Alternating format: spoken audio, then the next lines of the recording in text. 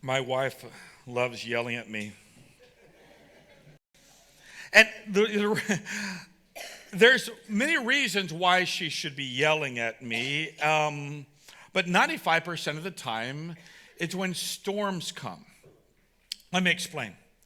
Rachel is excellent at looking at the news and being like, the storm is coming. The sirens for the tornadoes are going off. Shelter now. So when the reporter says, shelter now, Rachel's already sheltered, okay? For me, I'm one of these. Shelter now means go outside and look for the tornado. All right? Anybody with me? Okay. I'm one of those. I would love to see that. Not really want to see that, but I love to see that. So here's my beautiful wife. She's sheltered, the dog's downstairs, the kids downstairs, and then she has her bread and milk downstairs, okay? All right, she has everything ready.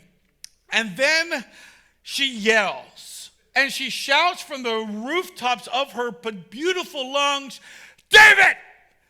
Get down here! There's warning for us throughout life. But the problem is when it comes to the warnings of Jesus, it goes in one ear, out the other. And maybe when it comes to the second coming of Jesus, when Jesus is going to come to judge the living and the dead, when it's too late, many times people within inside Christian worlds are like, I've heard the sounds, I've heard the voice, I've heard the pastor preach, I've heard the social media people predict a date and a time, and it never happened, so I don't have anything to fear. And that's the one problem with inside Christianity is we like to predict things that are unpredictable. And here, just give you a little bit of an insider.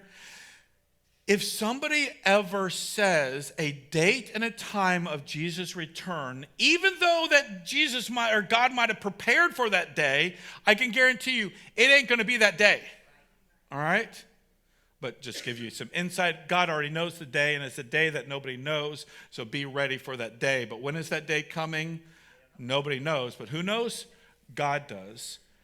And God's going to be like, son, go get them. Go reign. Go make things right. I mean, here, listen to me. There has been plenty of 2,000 years of warning for Christ's return. And that's part of the problem also. We're like, it hasn't happened yet, so is he lying? Is he really telling the truth? Is it really going to happen? And the answer is yes. He's going to be returning, and for those of you who do not believe in him, it will be too late. Just will.